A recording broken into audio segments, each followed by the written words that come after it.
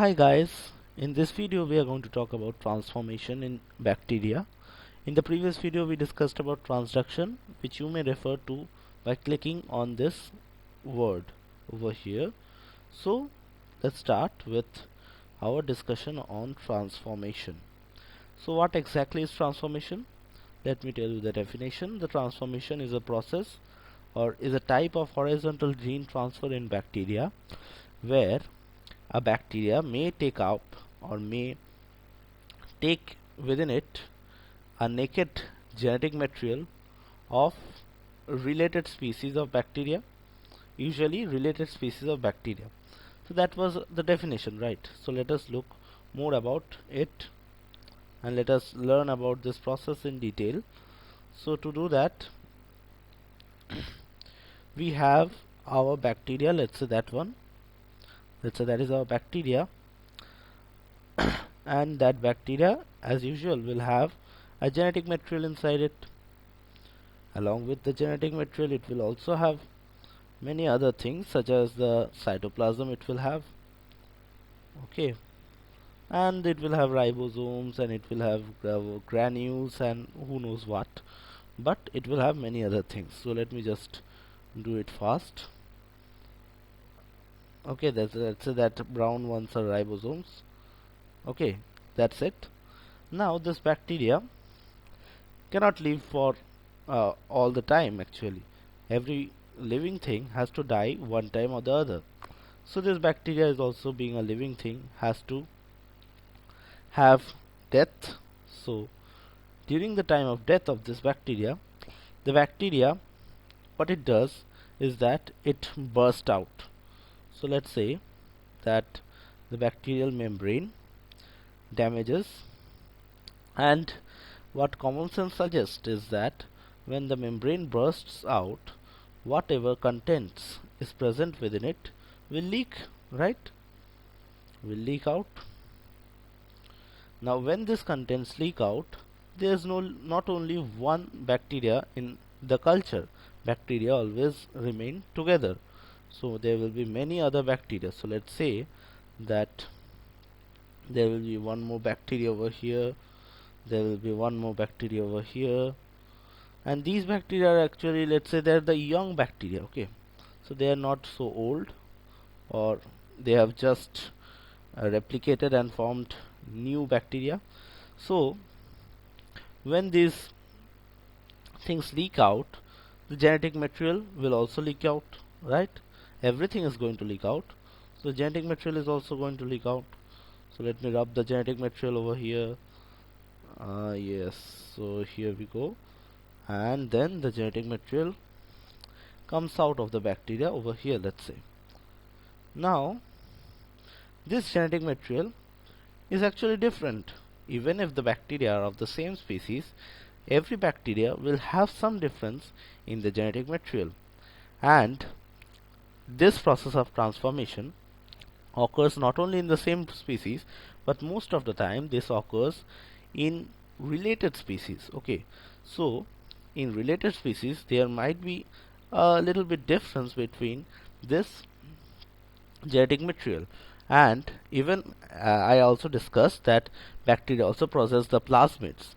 So this plasmid will also leak out, and this plasmid may be different between related species. So let's say that plasmid is leaking out, okay.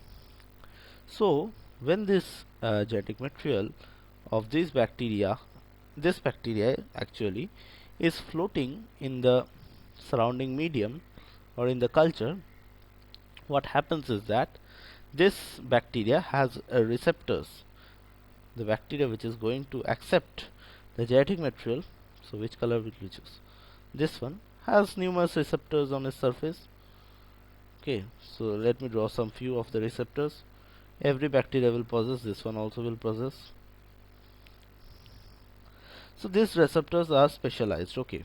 So these receptors are specialized for binding the genetic material of related species, which will not harm the bacteria at least, okay, for binding this genetic material on its surface. So let's say this genetic material binds to one of those receptors.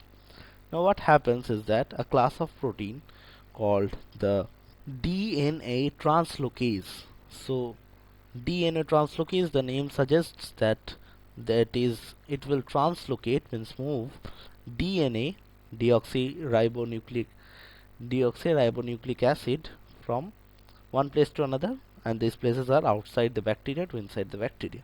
So there will be, say, these special protein complexes, we can say. These protein complexes, let me draw it as tubes, okay, through which this genetic material will enter the bacterial cell, which is going to accept this genetic material. So let's say this will take inside or take in the genetic material of the older bacteria, or the genetic material which was floating in the medium. So this bacteria will have a genetic material. It cannot function without a genetic material, which is very important.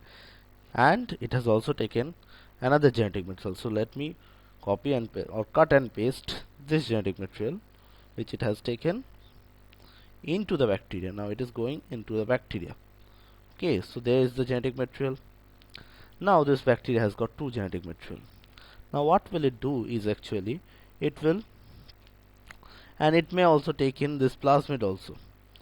So most of the times this plasmid is taken in.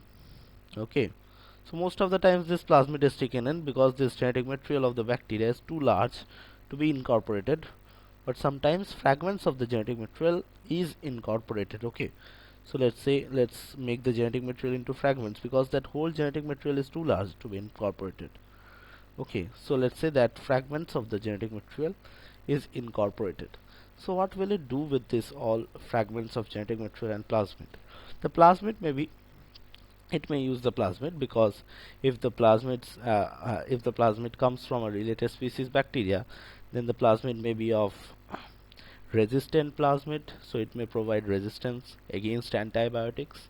So maybe some antibiotic had destroyed this bacteria, and this resistance plasmid will spread to the bacteria and then protect these bacteria from the antibiotic. Okay, now it may also use the fragments of the genetic material as resources, as right. So genetic material is actually composed, or the DNA is actually composed of the nucleic acids, which are actually ribose sugars, the nitrogenous bases, and the phosphate groups, right? So it may break apart these things and use them as resources in the cell, which are very much required during DNA synthesis. And it is also hypothesized that these DNA homologous areas of the DNA, means the DNA areas. So let me actually draw these broken parts. So if this is the genetic material, it actually breaks down when it is leaks out of this bacteria. So it breaks down into small pieces, and these pieces are actually taken into bacteria, not the whole genetic material, sorry for that. Okay, so these pieces are actually taken into the bacteria. Now what piece a new bacteria, depending upon the piece that the new bacteria gets, it will match it with its own genetic material. Okay, so it will because it is of related species, it will find some homologous regions, means the regions where this taken the genetic material which is taken out, the DNA which is taken up, is quite similar or very much similar to the genetic material of the uh, uh, bacteria which has taken the DNA. So it will just tag those areas. So let us say that this area has some similar things to this bacterial DNA. This area also has some similar things to the bacterial DNA. It will just tag those areas. And when some lethal mutation may occur in the genetic material or the DNA of this bacteria, it may use this tagged areas or the homologous areas to repair its DNA. So that way the bacteria may be saved from some life-threatening problem or some life-threatening mutation, one may say. So that's how actually the process of transformation works. And there is actually one more term called transfection, which is also a little bit to touch about in this video. I'm going to touch about. So what is transfection? Transfection is actually the same process as of the transformation, but it usually occurs in the eukaryotes. So what it is, let us say. So in eukaryotes actually means, as I said, the same process occurs. Then why do we give it different names?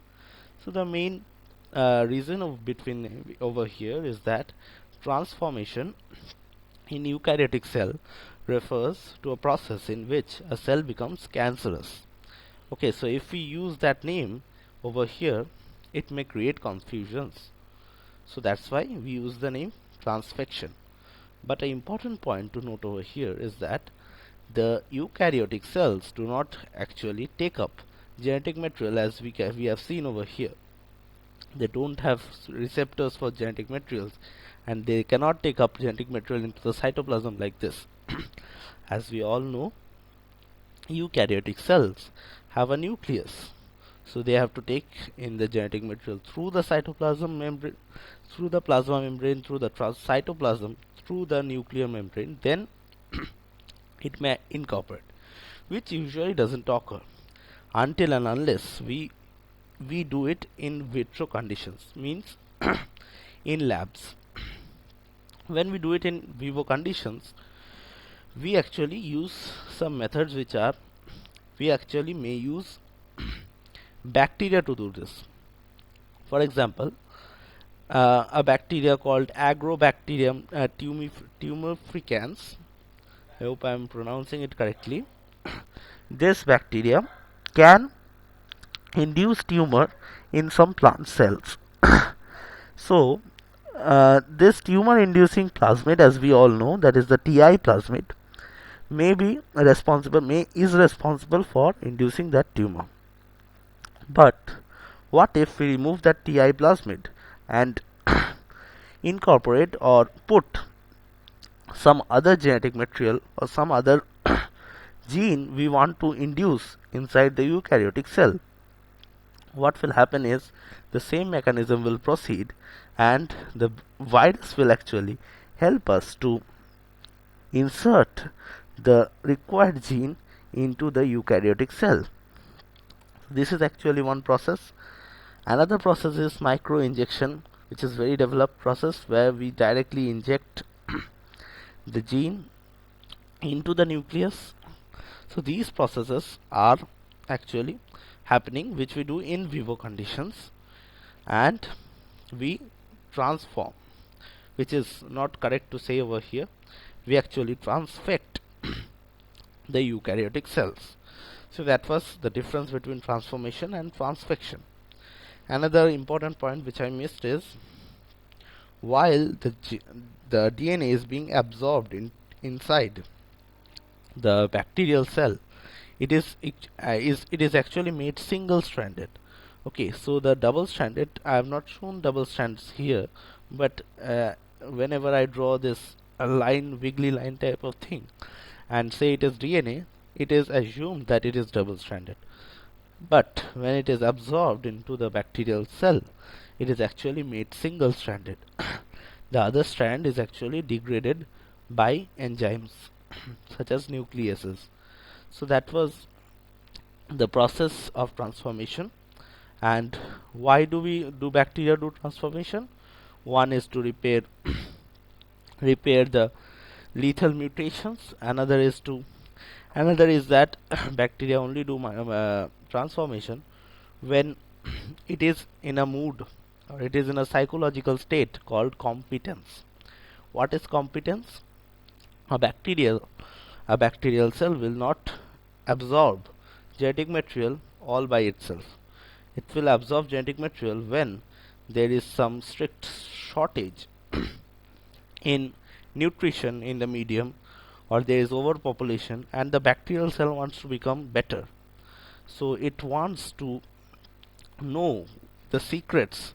In a local language we can say that it wants to know the secrets which other bacteria are using to survive in this condition.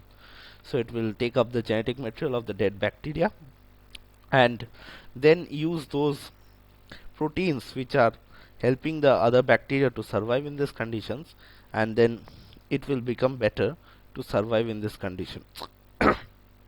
So that was all about transformation. Meet you in the next video where we will talk about conjugation. Bye for now. Thanks.